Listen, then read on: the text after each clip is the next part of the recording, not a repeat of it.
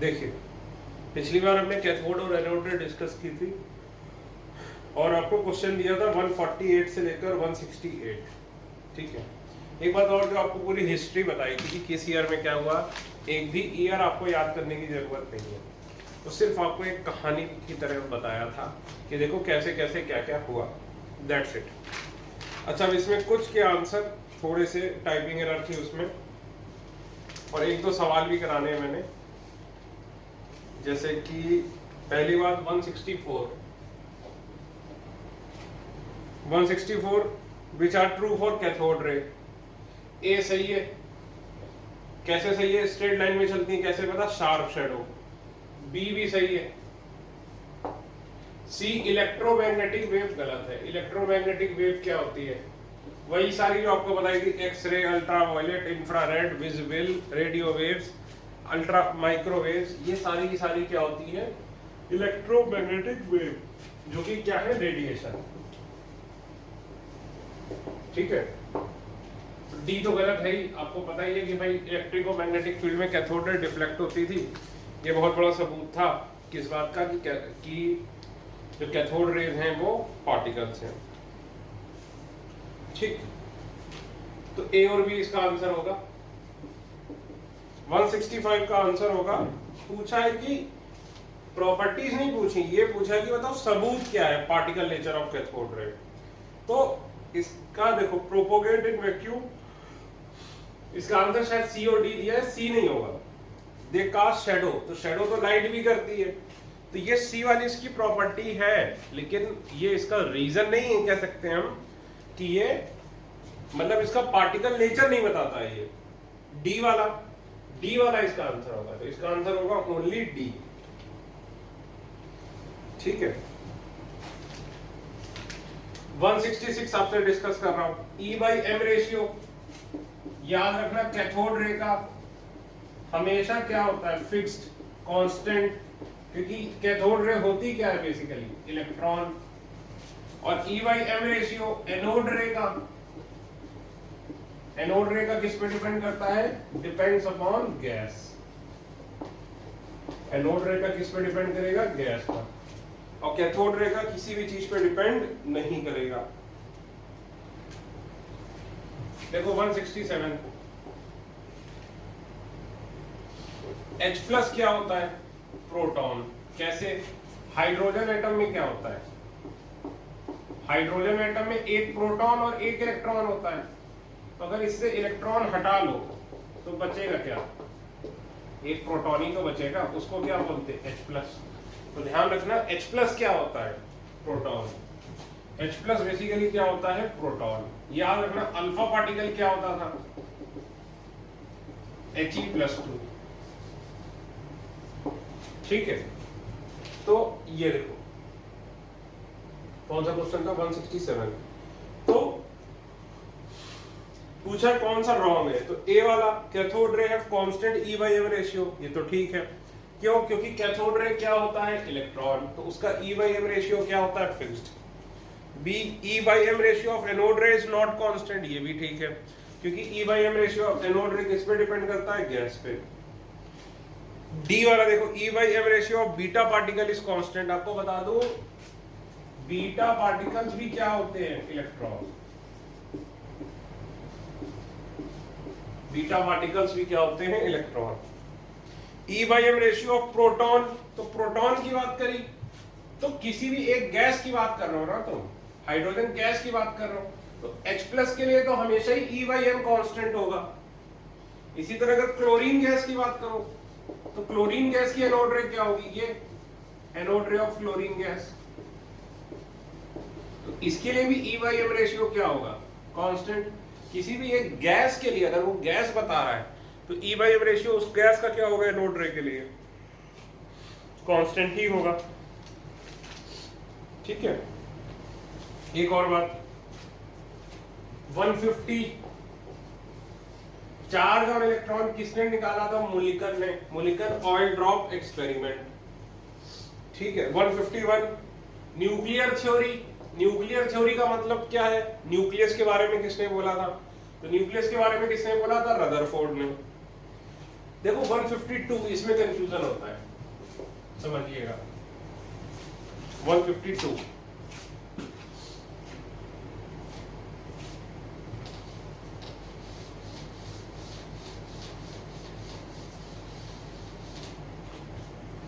एक बात ध्यान रखना, प्रोटॉन की डिस्कवरी किसने की थी, मतलब डिस्कवरी का क्रेडिट किसको जाता है, गोल्डस्टीन को।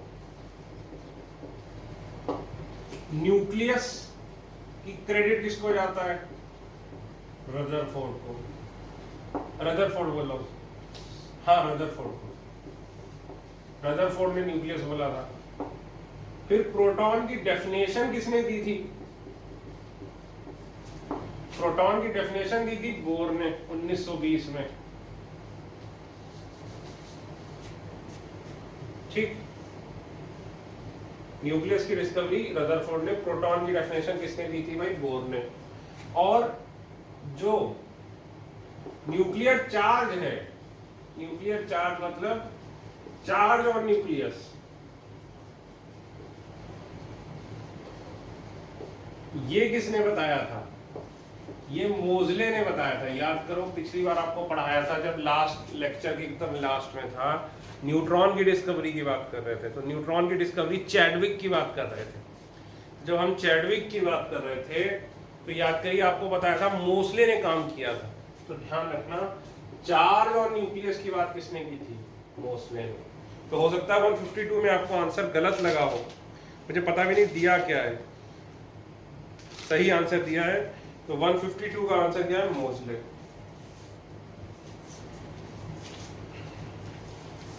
One 155 cathode rays are electromagnetic wave. नहीं, इलेक्ट्रोमैग्नेटिक वेव क्या होती है, रेडिएशन। रेडिएशन यानी फिर से वही बात, एक्स रेज, अल्ट्रावायलेट, ये सारी रेज को क्या बोलते हैं, इलेक्ट्रोमैग्नेटिक वेव। ठीक है, अब हम एक क्वेश्चन करेंगे 161, इंपॉर्टेंट है। नीट में इस टाइप के क्वेश्चन 2 बार आ चुके हैं, एक बार जेई में भी आया है।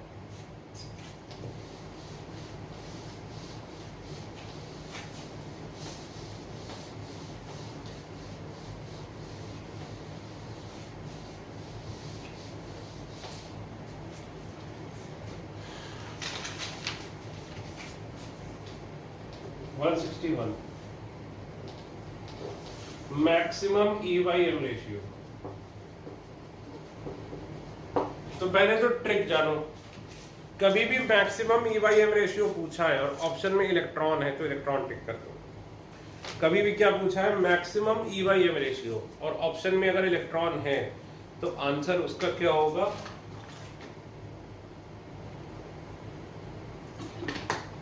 उसका आंसर इलेक्ट्रॉन ही होगा।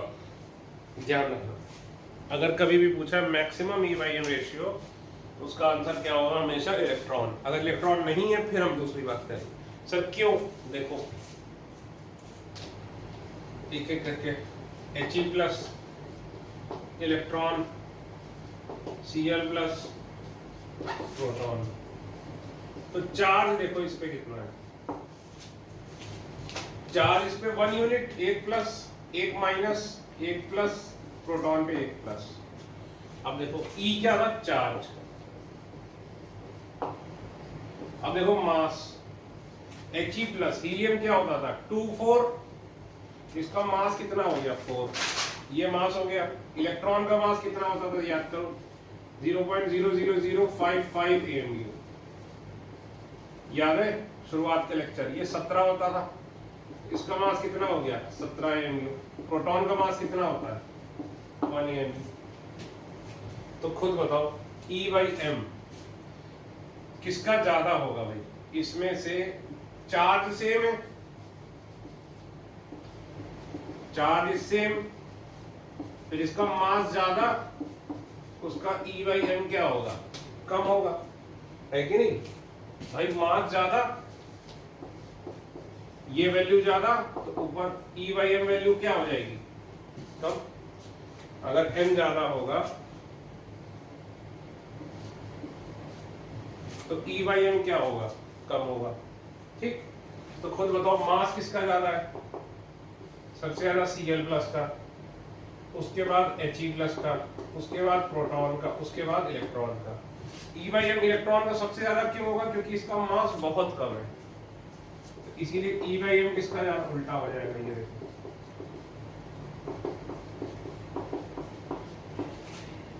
लिखिए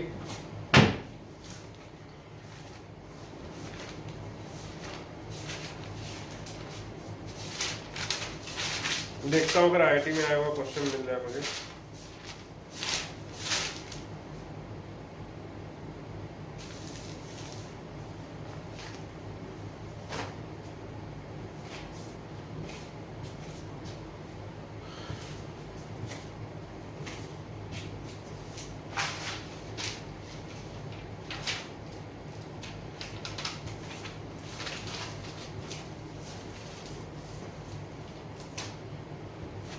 क्वेश्चन लिखो, arrange in order of E/m ratio.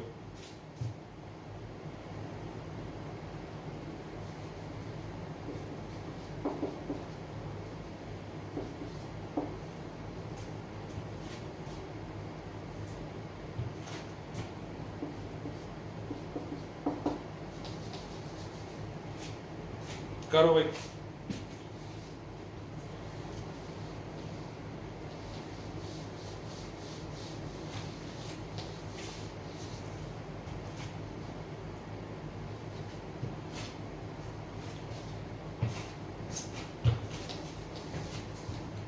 Arrange in order of E/m ratio करिए।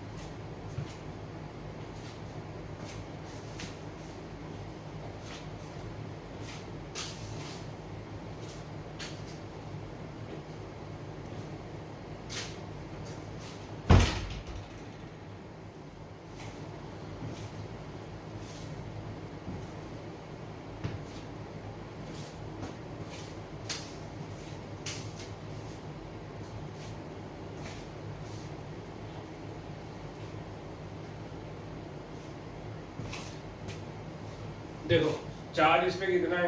1 1 2 1 1। अब मास इसका कितना है? 4। इलेक्ट्रॉन का मास भाई सबसे कम, सबसे ज्यादा E/m तो इसी का होगा, He+2 4। D सर D+ कौन सा है? D+ कौन सा एलिमेंट है?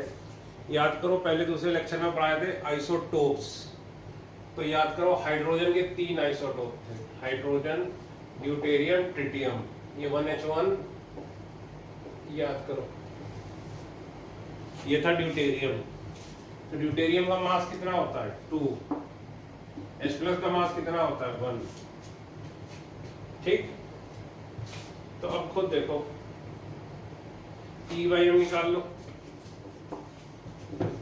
1/4। इसको तो इलेक्ट्रॉन को छोड़ ही दो, मैक्सिमम तो इसी का होना है। क्यों इसका मैक्सिमम होना है? क्योंकि मास बहुत कम है इसका। 2/4 1/2 1/1। ये कितना होगा? 1/4 1/2 1/2 1। तो बताओ E/m किसका होगा भाई?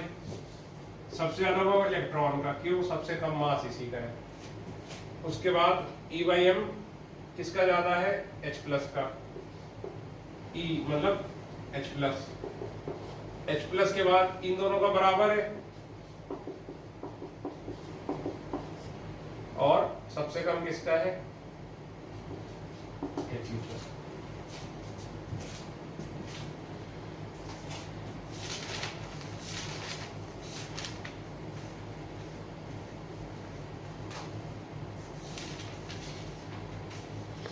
ठीक है,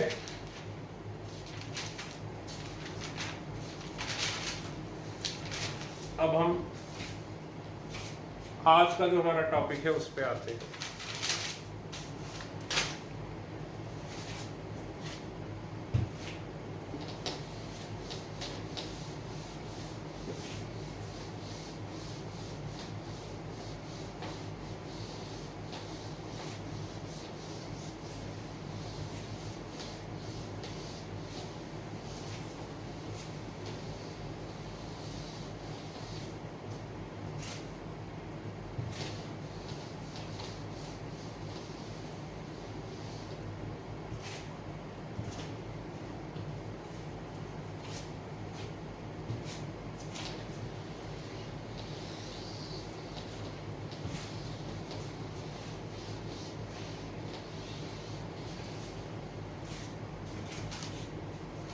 देखिए आज का हमारा टॉपिक है फोटो इलेक्ट्रिक इफेक्ट।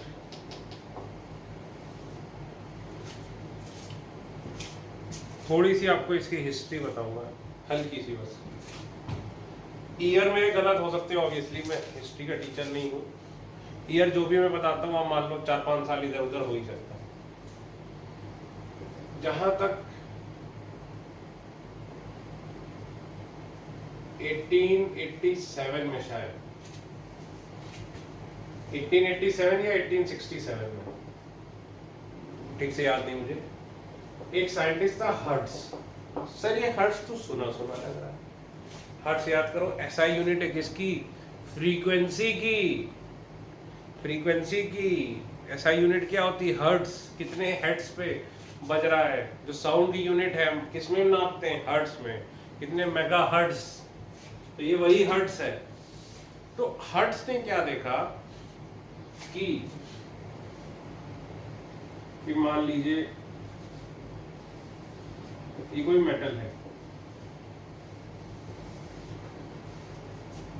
ठीक, ये आपने जोड़ दिया, ये पॉजिटिव और ये वाला नेगेटिव, एक बैटरी से लगा दिया, ठीक है।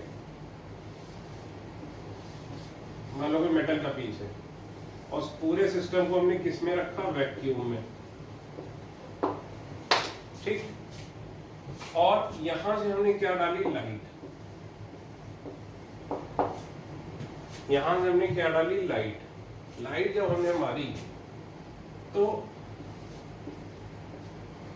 एक यहां पे जैसे ही लाइट मारी करंट बहने लगा। जैसे लाइट बंद की करंट बहना बंद, लाइट मारी करंट बहने लगा, और लाइट बंद की तो करंट बहना बंद, ठीक। जरा पहले समझिएगा 1887 हर्ट्ज, ठीक। तो क्या था? एक मेटल लिया, उसको बैटरी के नेगेटिव वाले से लगाया, बैटरी के पॉजिटिव वाले से दूसरा कोई भी इलेक्ट्रोड लगा दिया। तो जैसे ही हमने लाइट मारी, जब बैटरी से कुछ नहीं हुआ, लाइट मारी करंट बहने लगा। करंट बहने लगा मतलब क्या हुआ? सर्किट कंप्लीट हो गया, ठीक। तो अब ये करंट क्यों बहने लग गया?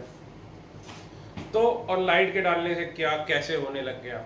अभी देखो हमें क्या पता है, याद करो जब हमने रेडिएशन पढ़ा था तो हमने दो थ्योरी पढ़ी थी। एक हमने पढ़ी थी मैक्सवेल इलेक्ट्रोमैग्नेटिक थ्योरी, और एक हमने पढ़ी थी प्लैंक्स क्वांटम थ्योरी। याद करो, एक हमने पढ़ी थी मैक्सवेल इलेक्ट्रोमैग्नेटिक थ्योरी, एक हमने पढ़ी थी Planck's quantum theory. Maxwell theory के हिसाब से लाइट क्या थी? वेव। प्लैंक के हिसाब से क्या थी? लाइट क्या थी? पार्टिकल, ठीक। तो ये प्लैंक की थ्योरी आई कब थी? 1900 में। यानी हर्ट्ज को ने प्लैंक के पहले ये ऑब्जर्वेशन की थी। अब हर्ट्ज ने ये ऑब्जर्वेशन कर तो ली कि भाई जब भी मेटल पे लाइट डालो तो मेटल से क्या निकलते हैं? इलेक्ट्रॉन। मेटल पे अगर लाइट डालो, मोर स्पेसिफिकली अल्ट्रावायलेट लाइट डालो, तो मेटल से क्या निकलने लगते हैं? इलेक्ट्रॉन निकलने लगते हैं। सर क्या सबूत है इलेक्ट्रॉन निकलते हैं? भाई इलेक्ट्रॉन निकलते हैं तभी तो इधर पहुंचते हैं, तभी तो सर्किट कंप्लीट होता है। सर्किट कंप्लीट होता है तभी यहाँ करंट बहने लगता है। तो सिंपल सी ऑब्जर्वेशन हर्ट्ज ने क्या की कि जब भी किसी मेटल सरफेस पे लाइट या फिर मोर स्पेसिफिकली अल्ट्रावायलेट लाइट डालोगे तो उसमें से क्या निकलने लगते हैं? इलेक्ट्रॉन। फिर से बोलते हैं, जब भी किसी मेटल सरफेस पे लाइट ऑफ सुटेबल फ्रीक्वेंसी अगर डालोगे, यानी कि मोर जनरली अल्ट्रावायलेट लाइट, अभी अल्ट्रावायलेट लाइट बोलेंगे आसान रखने के लिए, जब भी किसी मेटल सरफेस पे अल्ट्रावायलेट लाइट डालोगे तो क्या होगा? क्या निकलने लगेंगे? उसमें से इलेक्ट्रॉन निकलने लगेंगे। जैसे यहाँ पे कोई मेटल है नहीं मेरे पास अभी, जैसे ये एक हेड, जैसे ये मान लीजिए मेटल सरफेस है, ठीक है। इस पर अगर आप लाइट मारिए सुटेबल फ्रीक्वेंसी की, तो इससे भी क्या निकलेंगे? इलेक्ट्रॉन, ठीक। तो मेटल से क्या निकलने लगेंगे? इलेक्ट्रॉन। लेकिन उसके लिए भी पूरा वैक्यूम और ये सब सेटअप होना चाहिए। तो ये ऑब्जर्वेशन की थी किसने? हर्ट्ज ने। लेकिन लाइट मारने से इलेक्ट्रॉन निकलने लगते हैं। इस इफेक्ट को क्या नाम दिया गया? Photo electric effect. फोटो क्यों? फोटो मतलब फोटोन से समझ सकते हो लाइट, और इलेक्ट्रिक क्यों? क्योंकि यहां से यहां क्या बहने लग गई? इलेक्ट्रिसिटी। फोटो मतलब क्या समझ सकते हो? फोटोन से। फोटोन क्या था? Quantum of visible light. और इलेक्ट्रिक से क्या समझ सकते हो? इलेक्ट्रिसिटी बहने लगी। तो ऐसा क्यों हो रहा है, इसका एक्सप्लेनेशन जो लाइट की वेव थ्योरी थी ये वाली, इससे नहीं मिल पाया। इस वाली थ्योरी से कि लाइट क्या है? वेव है, इसका एक्सप्लेनेशन नहीं कोई कर पाया। फिर सन 1905 में आइंस्टीन ने इसको बेसिस बनाया। वही आइंस्टीन जिसकी फोटो आप जानते हैं, E=mc² वाला।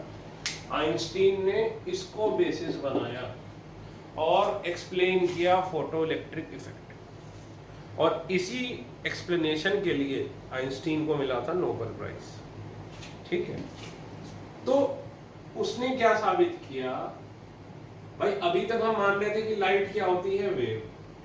प्लैंक ने ये आइडिया दिया था, लेकिन कोई सीरियसली ले नहीं रहा था प्लैंक को, है कि नहीं? प्लैंक को आज हम सीरियसली लेते हैं, लेकिन सन 1900 में प्लैंक को कोई सीरियसली नहीं लेता था।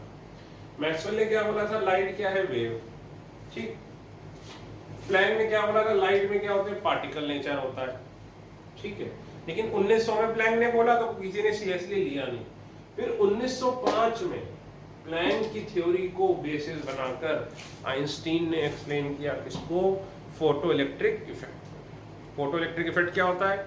किसी मेटल सरफेस पर लाइट ऑफ सुटेबल फ्रीक्वेंसी डालेंगे तो उसमें से इलेक्ट्रॉन क्या है? निकलने लगेंगे। This is photo electric effect. तो इसी एक्सप्लेनेशन के लिए आइंस्टीन को क्या मिला? Nobel prize. ठीक है, तो देखा जाए तो ये बहुत बड़ी सिग्निफिकेंट चीज थी, क्योंकि जैसे आज जब मैंने आपको पढ़ाया था प्लैंक और ये, तब बड़े कॉन्फिडेंटली मैंने आपको लिखा दिया था कि लाइट में क्या होता है? डुअल नेचर होता है। लाइट वेव भी होती है और लाइट में पार्टिकल नेचर भी होता है। लेकिन उसको सबूत क्या है सर?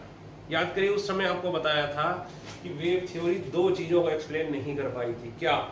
एक ब्लैक बॉडी रेडिएशन और दूसरा फोटो इलेक्ट्रिक इफेक्ट। याद करिए, उस समय ये लिखवाया भी है आपको नोट्स में कि ये थ्योरी क्यों फेल हुई, क्योंकि ये दो चीजों को एक्सप्लेन नहीं कर पाई। मेन कौन सी दो बड़ी चीजें थी? फोटो इलेक्ट्रिक इफेक्ट और ब्लैक बॉडी रेडिएशन। उसमें से एक है क्या? Photo electric effect. इसको एक्सप्लेन किसने किया था? आइंस्टीन ने। क्या मान के एक्सप्लेन किया था? कि लाइट में क्या है? Particle nature. ये वेव थ्योरी से सर क्यों नहीं एक्सप्लेन हो पाई? ये एक क्यूरियोसिटी क्वेश्चन है, एग्जाम में आना नहीं, लेकिन ये मैं नेक्स्ट लेक्चर में अंत के 10 मिनट में ये समझाऊंगा। तो अभी आप क्या मानेंगे? बस इतनी देर में सर आपने क्या बोला? सम अप करिए, हम कंफ्यूज हो गए। देखो, इतनी देर में मैंने बोला कि बेटा फोटो इलेक्ट्रिक इफेक्ट क्या होता है। सर क्या होता है फोटो इलेक्ट्रिक इफेक्ट? समझाओ फिर से, मैं समझ नहीं है। समझाता हूँ बेटा, देखो, भूल जाओ।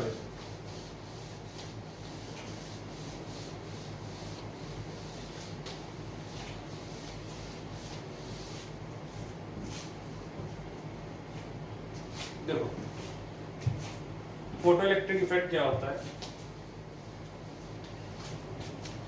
कि जैसे कि मान लीजिए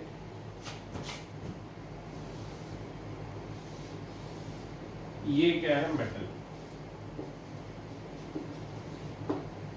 इस पे अब अगर हमने लाइट डाली, किसकी? लाइट डाली। लाइट मतलब क्या? फोटॉन्स। भाई प्लैंक क्वांटम थ्योरी याद करो कि एक बॉडी से दूसरी बॉडी तक एनर्जी किसके फॉर्म में जाती है? पैकेट्स के फॉर्म में। और इस पैकेट्स को क्या बोलते थे? क्वांटम। याद करो। और E इक्वल टू क्या होता था? h nu equal to hc/λ। तो ये क्या था? क्वांटम। ठीक है, प्लैंक की क्वांटम थ्योरी। प्लैंक की क्वांटम थ्योरी ने प्लैंक को क्या माना था? कि लाइट में क्या है? पार्टिकल नेचर है। उसके पहले तक हम लाइट को क्या मानते थे? वेव। तो अगर आप लाइट डालिए मेटल पे, तो मेटल से क्या निकलने लगते हैं? इलेक्ट्रॉन। इन इलेक्ट्रॉन्स को क्या बोलते हैं? Photo electrons. फोटो इलेक्ट्रॉन क्यों? क्योंकि ये फोटॉन्स के पढ़ने से आ रहे हैं। फोटॉन्स क्या होता है? लाइट का क्वांटम। तो अगर किसी भी मेटल सरफेस पे आप लाइट मारोगे सुटेबल फ्रीक्वेंसी की, तो उससे क्या निकलने लगेंगे, इलेक्ट्रॉन। इस प्रोसेस को क्या बोलते हैं, फोटो इलेक्ट्रिक इफेक्ट। देखो, it is the ejection of electron, ejection मतलब निकलना, लिखो, it is the ejection of electron from the surface of certain metal। Sir certain metal क्यों, आपने तो बोला किसी भी मेटल पे। बेटा किसी भी मेटल पे होगा, लेकिन कुछ मेटल्स पे क्या होगा, बहुत आसानी से हो जाएगा, इसलिए जनरली हम कुछ मेटल्स की बात करते हैं। certain metals when radiation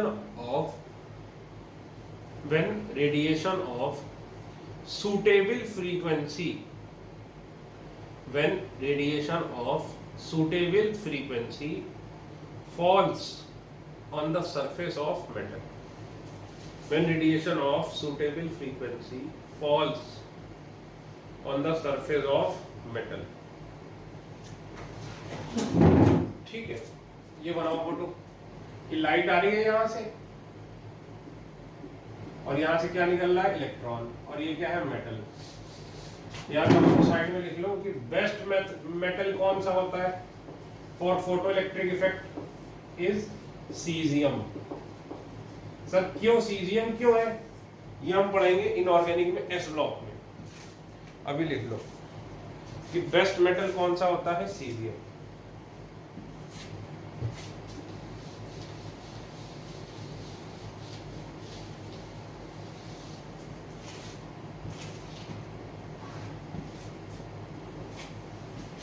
ठीक है, ये बना लिया।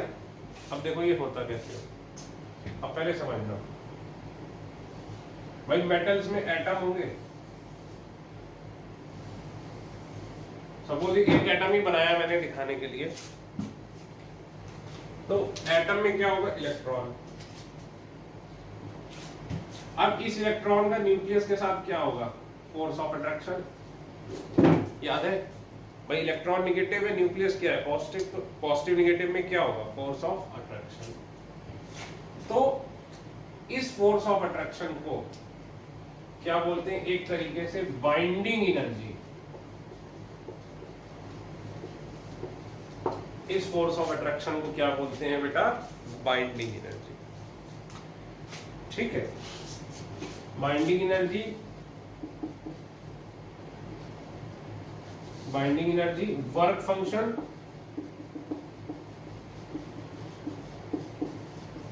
या फिर थ्रेशोल्ड एनर्जी। अभी लिखा होगा, पहले समझो। ठीक है, तो भाई न्यूक्लियस और इसके बीच में फोर्स ऑफ अट्रैक्शन है। ठीक, सपोज करो ये फोर्स ऑफ अट्रैक्शन की वैल्यू 80 जूल है। सपोज करो ये फोर्स ऑफ अट्रैक्शन की वैल्यू 80 जूल है। ठीक, और तुमने बाहर से कितने की एनर्जी दी, 100 जूल की। ठीक है, तो 100 में से 80 जूल एनर्जी किस में खर्च हो जाएगी, इसको निकालने में यहां से, क्योंकि इसको कितनी ताकत से पकड़े, एक तरीके से 80 जूल से। तो ये जो निकलेगा इसकी एनर्जी कितनी होगी, 20 जूल, है कि नहीं। इसी तरह देखो मैं क्या बोल सकता हूं, incident energy is equal to binding energy plus kinetic energy. भाई ये जो, भाई क्या बोल सकता हूं, देखो सीधी सी बात है, 100 इज इक्वल टू 80 प्लस 20, है कि नहीं। 100 जूल की एनर्जी आई, 80 जूल एनर्जी इसमें लग गई, तो जो बची वो 20 निकल गई। फिर से सोचो, अगर मैं यहां पे 90 जूल की एनर्जी दूं,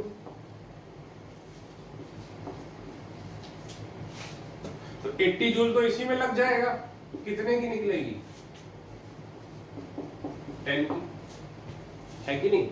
इसी तरह सर अगर हम 120 की दें तो 80, तो इसमें तो 80 ही लगनी है। अब काइनेटिक एनर्जी कितनी हो जाएगी, kinetic energy of ejected electron 30। बोलो भाई, हो जाएगी कि नहीं। और E क्या है, energy of incident radiation, binding energy आपको पता ही है, और काइनेटिक एनर्जी क्या है, इजेक्टेड इलेक्ट्रॉन।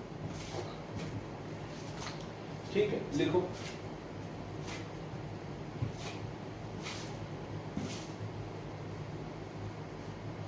लिखिए लिखिए।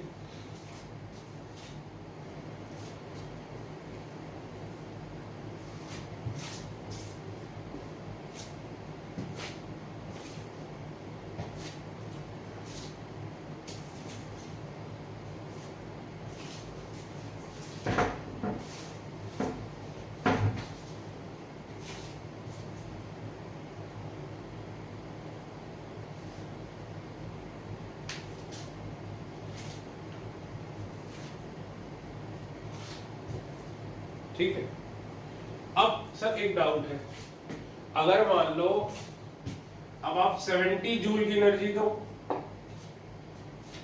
ठीक है, तो क्या ये इलेक्ट्रॉन निकलेगा कि नहीं निकलेगा? ऑब्वियस सी बात है, नहीं निकलेगा। यहां से क्यों नहीं निकलेगा? क्योंकि इसको पूरा निकालने के लिए मेटल से कितनी एनर्जी चाहिए, 80 जूल, और तुम दे कितनी रहे हो, 70 जूल। तो क्या ये निकलेगा? नहीं निकलेगा। अगर सर 60 दे दे तो बेटा ऑब्वियस सी बात है, 80 से कम तुम कभी भी दोगे तो इलेक्ट्रॉन नहीं निकलेगा। तो इसका मतलब क्या हुआ कि फोटो इलेक्ट्रिक इफेक्ट कब होगा? अगर इंसिडेंट एनर्जी ज्यादा होगी, किससे बताओ बेटा? थ्रेशोल्ड एनर्जी से। थ्रेशोल्ड एनर्जी क्या थी सर? अरे यार, बाइंडिंग एनर्जी या फिर वर्क फंक्शन या फिर थ्रेशोल्ड एनर्जी, अभी बताया ना, ये तीनों इसी के नाम है। अगर इंसिडेंट एनर्जी इससे ज्यादा है तो क्या होगा? तो फोटो इलेक्ट्रिक इफेक्ट होगा।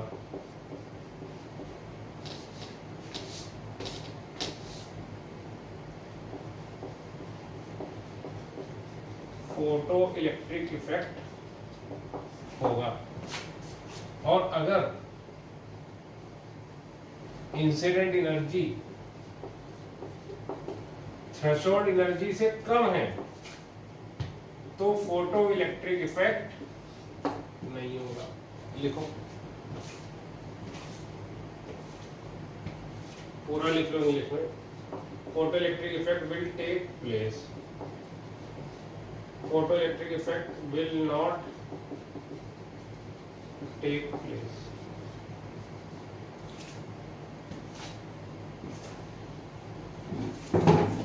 सिंपल सी बात है सर, निकालने के लिए कितनी एनर्जी चाहिए? ऐसा समझो कि पापा ने 100 रुपए दिए अगर, और उन्होंने कहा कि भाई जाओ छोटा रिचार्ज कराया फोन में, और आप छोटा रिचार्ज कराने गए, 80 रुपए का छोटा रिचार्ज होता है, तो 20 रुपए क्या हुए, बच गए आपके पास, ठीक है ना। लेकिन अगर पापा ने 70 रुपए दिए और पापा ने कहा छोटा रिचार्ज कराया हो, तो क्या छोटा रिचार्ज आप करा पाएंगे? भाई नहीं करा पाएंगे, ऑब्वियस सी बात है। पापा को अलग ढंग से देखेंगे फिर, है कि नहीं? तो थोड़ा लिखते हैं पहले, फिर आगे करते हैं। लिखो लिखो, according to Max Planck radiation is discontinuous. According to Max Planck radiation is discontinuous. When radiation falls on the metal surface,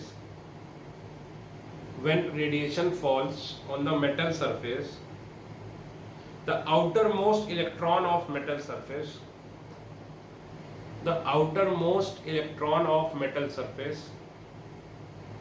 absorbs one quantum of energy.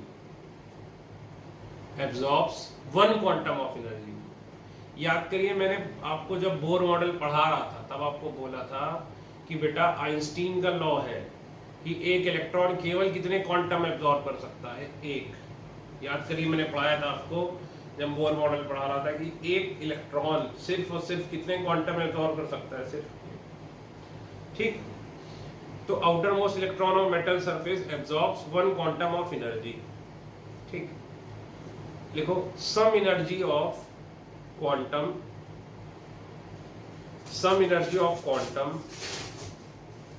is used to remove electron some energy of quantum is used to remove electron from the metal surface. ठीक है. The remaining energy of quantum is converted to kinetic energy of ejected electron. ठीक है. फिर line change करके लिखो, the electron cannot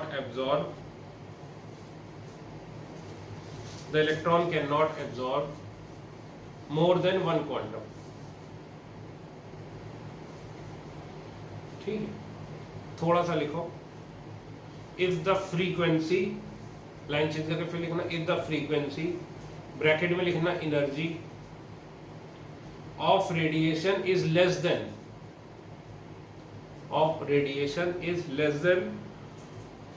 the binding energy of metal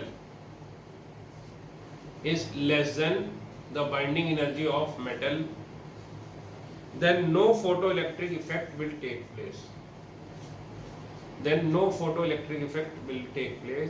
And light will be reflected back. Line change करके लिखो, when frequency of radiation is increased, when energy bracket में लिखो frequency of radiation is increased, energy of quantum increases. Therefore kinetic energy of ejected photoelectron also increases, since binding energy remains the same. देखो समझो क्या लिखा है.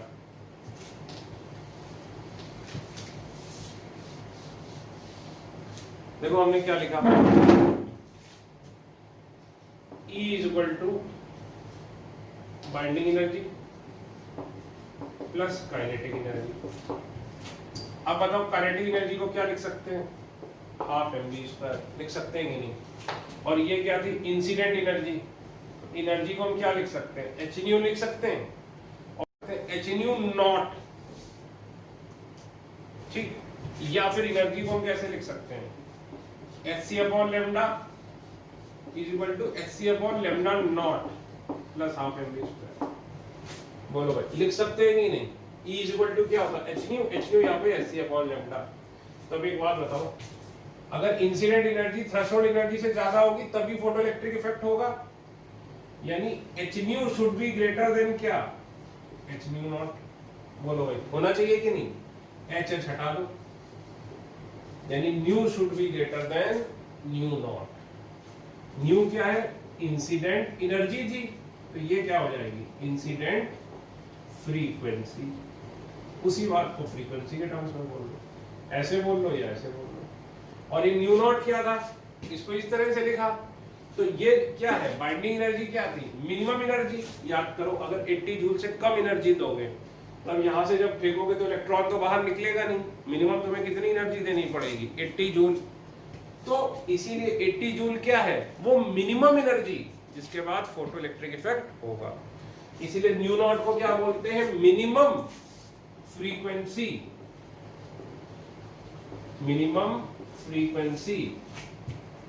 या फिर threshold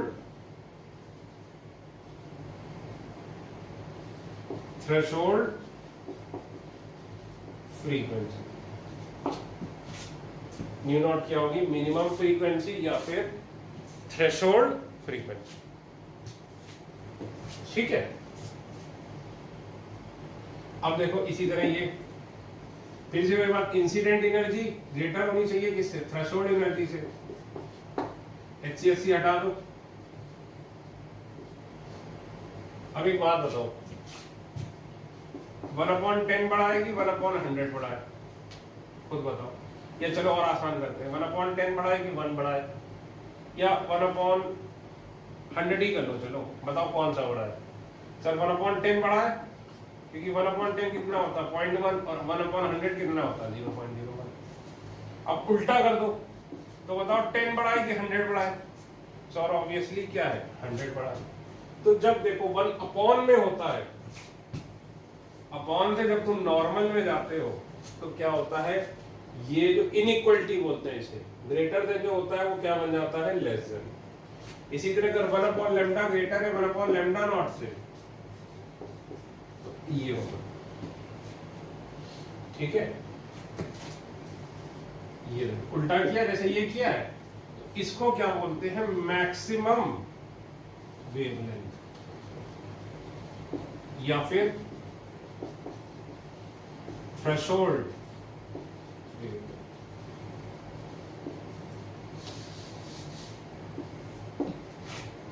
ठीक है, तो सिंपल सी बात, फोटो इलेक्ट्रिक इफेक्ट कब होगा?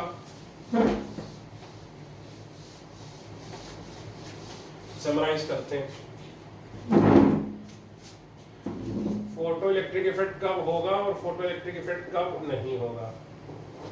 या तो बोलो क्या, इंसिडेंट एनर्जी ज्यादा होनी चाहिए किससे, बाइंडिंग एनर्जी बोल लो, थ्रेशोल्ड एनर्जी बोल लो, या वर्क फंक्शन बोल लो। कब नहीं होगा, जब इंसिडेंट एनर्जी कम होगी किससे, बाइंडिंग एनर्जी या फिर वर्क फंक्शन से। दूसरा, या तो ऐसे बोल लो जब न्यू ग्रेटर होगा किससे, न्यू नॉट से। न्यू नॉट क्या, थ्रेशोल्ड फ्रीक्वेंसी। कब नहीं होगा, जब इंसिडेंट फ्रीक्वेंसी कम होगी। तीसरा, जब लैम्डा में देखो उल्टा हो जाता है। तो बेटा ये लिख लो, ये लिख लो और फिर ये लिख लो।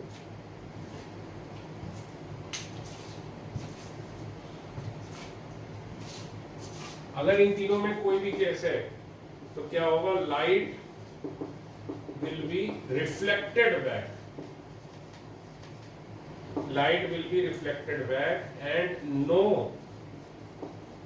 photoelectric effect will take place। इसमें क्या है, अगर ऐसा होगा तो light will remove the electron and photoelectric effect will take place।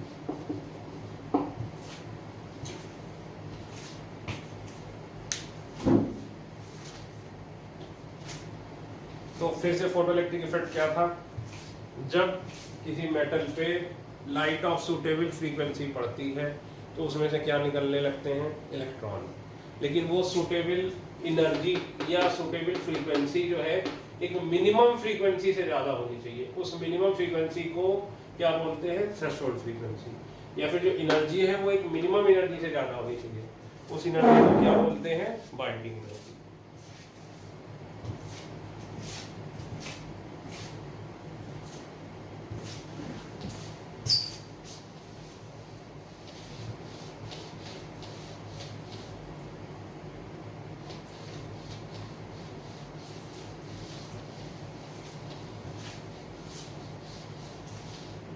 Question लिखो,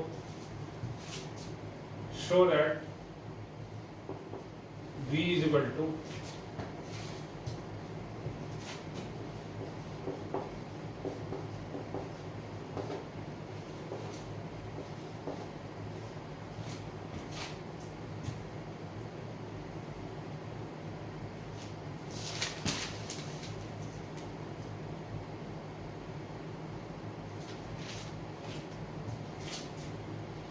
and nu is equal to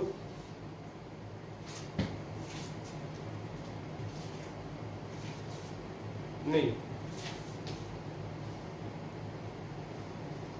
2h upon m 2hc upon m 1 upon lambda minus 1 upon lambda not. ये ठीक है, करो ये करो प्रूफ करिए, बहुत ज्यादा इजी है, 1 मिनट दे रहा हूं।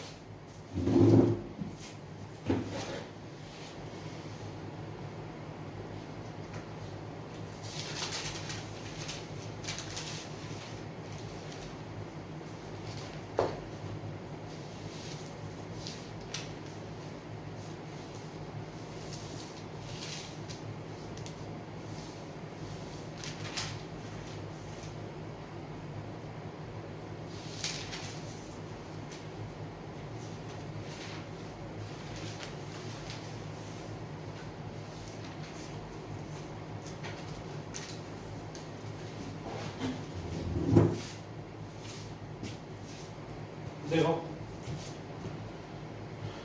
भाई क्या था solution, E is equal to binding energy plus kinetic energy, h nu is equal to h nu not plus half m v square, ये इधर ले जाओ, half m v square is equal to h nu minus h nu not, तो v square क्या हो गया 2h upon m nu minus nu not, तो v क्या हो गया under root 2h upon m nu minus nu not, लिखिए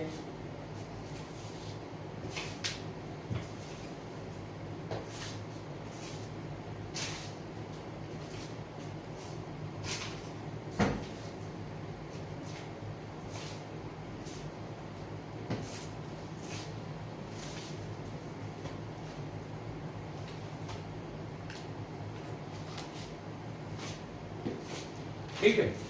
अब देखो न्यू क्या होता है सी बाई लेमडा, यहाँ रख दो,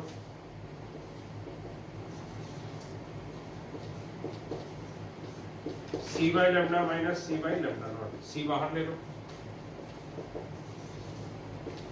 2hc upon m,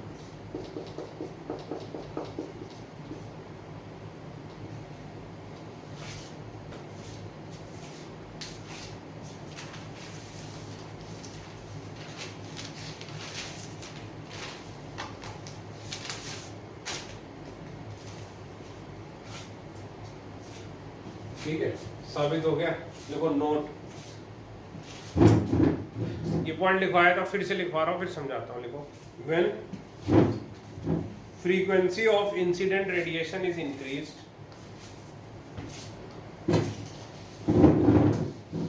when frequency of incident radiation is increased, kinetic energy of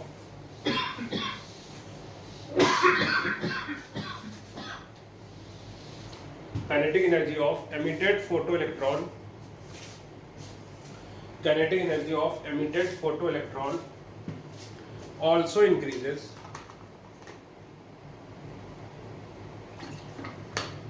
since binding energy remains the same, since binding energy remains the same। देखो मतलब क्या हुआ, किसी भी मेटल के लिए ये फिक्स्ड है बाइंडिंग एनर्जी, है कि नहीं, और एनर्जी को हम क्या लिख सकते हैं एच न्यू, भाई E is equal to h nu होता है, तो अगर फ्रीक्वेंसी बढ़ेगी तो एनर्जी भी क्या होगी बढ़ेगी। तो मान लो अगर हमने 100 एनर्जी डाली, बाइंडिंग एनर्जी 80 है, तो काइनेटिक एनर्जी कितनी निकलेगी 20 जूल। आपने इसकी फ्रीक्वेंसी बढ़ाई तो एनर्जी भी बढ़ी, सपोज 110, तो कितनी एनर्जी निकलेगी 30, सपोज 120 तो कितनी एनर्जी निकलेगी 40, सपोज 130 तो कितनी एनर्जी निकलेगी 80, सपोज 140 तो कितनी एनर्जी निकलेगी 60 एंड सो ऑन। तो खुद देखो जैसे जैसे तुम ये बढ़ाते जा रहे हो वैसे वैसे क्या हो रहा है, काइनेटिक एनर्जी बढ़ती जा रही है, क्योंकि बाइंडिंग एनर्जी क्या है सेम है। ठीक है, वैसे वैसे क्या हो रही है बाइंडिंग एनर्जी, क्योंकि बाइंडिंग एनर्जी सेम है, काइनेटिक एनर्जी क्या हो रही है बढ़ती जा रही है। ठीक है, और एनर्जी क्या है, जैसे जैसे इंसिडेंट एनर्जी बढ़ती जा रही है क्या हो रही है, काइनेटिक एनर्जी भी बढ़ती चली जा रही है, बाइंडिंग एनर्जी क्या है सेम। ठीक, लिखो नोट 2, ये लिख लो। तो भाई ये जैसे जैसे बढ़ रहा है वैसे वैसे ये बढ़ रहा है, वैसे वैसे ये बढ़ेगा वैसे वैसे काइनेटिक एनर्जी बढ़ेगी। लिखो नोट 2 कि photo electric effect can not be explained by wave nature of light. Photoelectric effect cannot be explained by wave nature of light. ठीक है, it can only be explained by considering light as a particle. It can only be explained by considering light as a particle. Sir ये बात तो आपने हमें समझाई ही नहीं, आप हमें ये तो समझाओ कि ये वेव नेचर से कैसे एक्सप्लेन नहीं होता फोटोइलेक्ट्रिक इफेक्ट। आपने तो हमें जो अभी पढ़ाया उसमें आपने सीधे सीधे मान लिया कि प्लैंक थ्योरी आपने यूज करी, तो हमें तो डाउट आया ही नहीं। हमें डाउट नहीं आया क्योंकि सर आपने वेव थ्योरी नहीं करी। आप हमें साबित करो कि ये वेव थ्योरी से ये एक्सप्लेन नहीं हो पा रहा है, तभी तो हम मानेंगे कि सर ये वेव थ्योरी से एक्सप्लेन नहीं हो पा रहा। आपने तो सीधे पार्टिकल थ्योरी उठाई और हमें ये नोट में स्टेटमेंट लिखवा दे रहे हो। तो बेटा पहली बात, ये एग्जाम में आना नहीं, एक्सप्लेनेशन बताओ इसका। ये एग्जाम में आना है अंदर इंजीनियरिंग कॉलेज के अंदर। फिर भी ये मैं मानता हूँ कि ये वैलिड क्यूरोसिटी है कि सर हमें साबित तो करो, साइंस हम क्यूरोसिटी के लिए पढ़ते हैं कि ये वेव नेचर से एक्सप्लेन नहीं हो पाएगा। तो ये मैं साबित करूंगा आपको जब मैं एग्जाम के लिए पढ़ा दूंगा, फिर मैं 10 मिनट साइंस के लिए पढ़ाऊंगा आपको। जब मैं पूरा पढ़ा दूंगा, ये मतलब आज तो होगा नहीं, अगले लेक्चर में जब ये मैं पूरा पढ़ा दूंगा तो फिर मैं 10 मिनट का एक एक्स्ट्रा वीडियो बनाऊंगा। मतलब 10 मिनट जो है इसको आपको समझाने की कोशिश करूंगा कि ये वेव से एक्सप्लेन क्यों नहीं होता। ठीक है, तो अभी के लिए मेरी बात सच मान लो बस। क्वेश्चन लिखो जो एग्जाम में आने। Calculate the kinetic energy of ejected photoelectron. Calculate the kinetic energy of ejected photoelectrons when radiation of frequency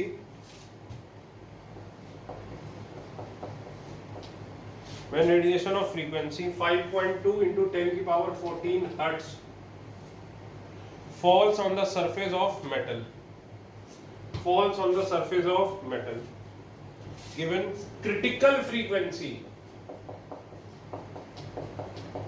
अब देखो ये जो थ्रेशोल्ड फ्रीक्वेंसी थी इसको क्रिटिकल फ्रीक्वेंसी भी बोलते हैं, ध्यान रखना। ये जो थ्रेशोल्ड फ्रीक्वेंसी थी इसको क्रिटिकल फ्रीक्वेंसी भी बोलते हैं। देखो क्रिटिकल फ्रीक्वेंसी इज 5 into 10 की पावर 14 हर्ट्ज। करिए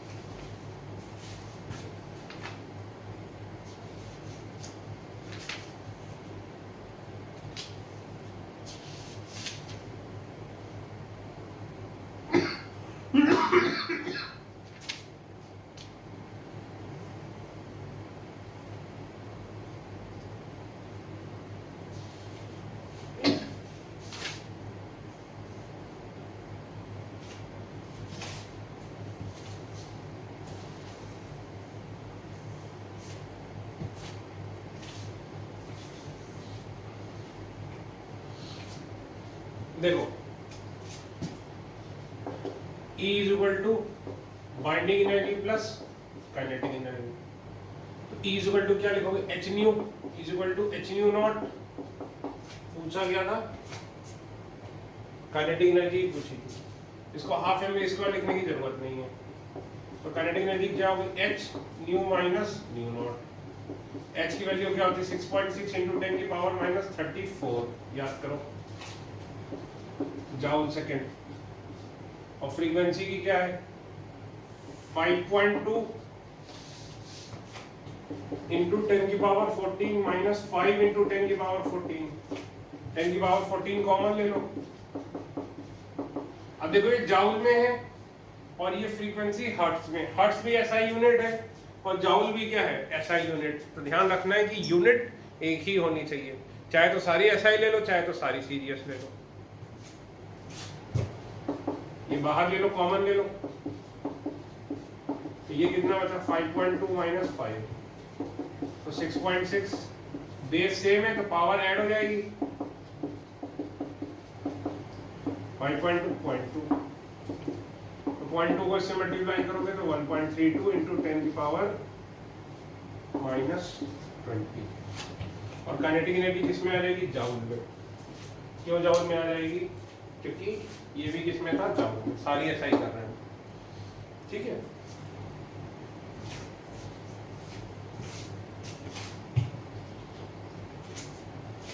क्वेश्चन,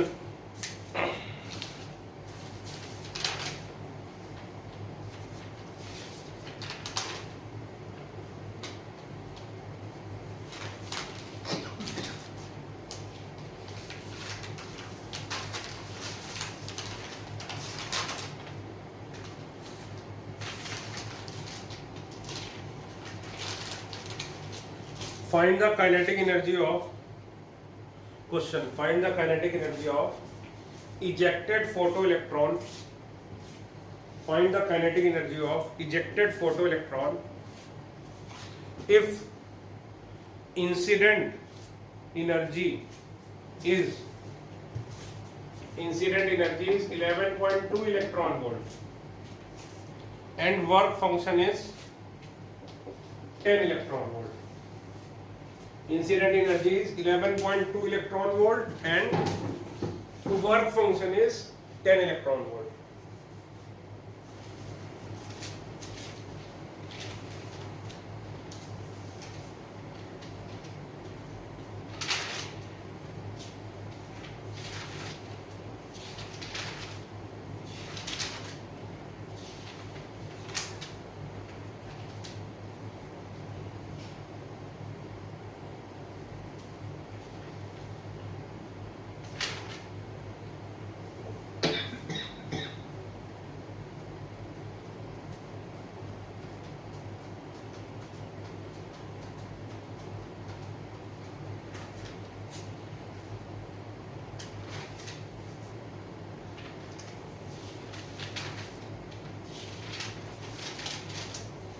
देखो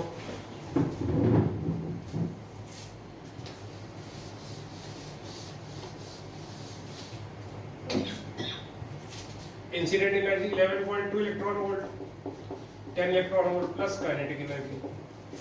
kinetic energy is equal to 11.2 minus 10 is equal to 1.2 electron volt. तो 1 इलेक्ट्रॉन वोल्ट कितना होता था? 1.6 इंटू 10 की power -19 joule.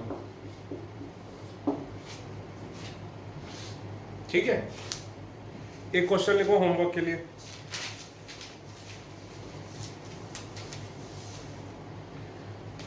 The work function of a metal is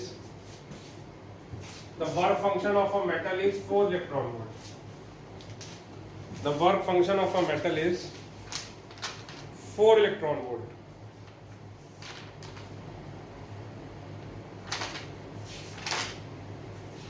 The work function of a metal is 4 electron volt. If radiation of 1000 angstrom, ये शायद NEET का question, शायद, if radiation of 1000 angstrom falls on the metal surface, then what will be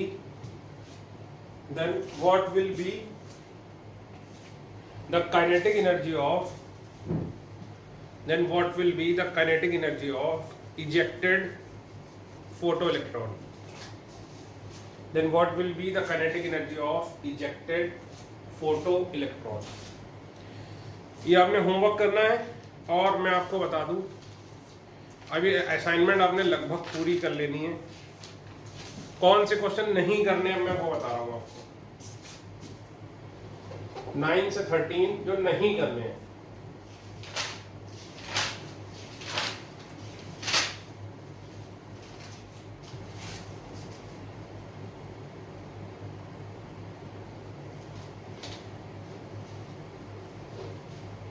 one 39, 140,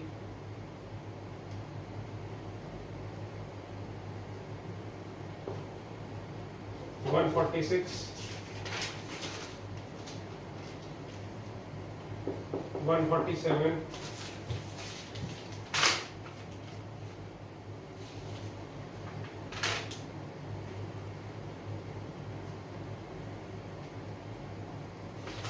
और level 2 में 25।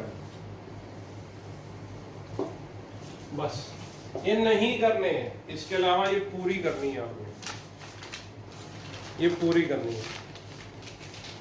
देखिए level 2 में जो question है नॉर्मली मेडिकल के लिए थोड़े टफ है, फिर भी हम करेंगे जिससे हमारा लेवल बढ़े। और मैं आपको बता दूं कि अब आप देख ही रहे होंगे इस शीट के सारे टॉपिक हो गए हैं, तो नेक्स्ट लेक्चर में मैं क्या करूंगा, ये फोटो इलेक्ट्रिक इफेक्ट कंप्लीट करूंगा, फिर इस शीट के मैं सवाल डिस्कस करना चालू करूंगा।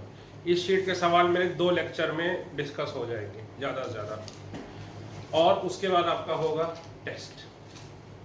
और टेस्ट के लिए बेटा बहुत मन से पढ़ना है।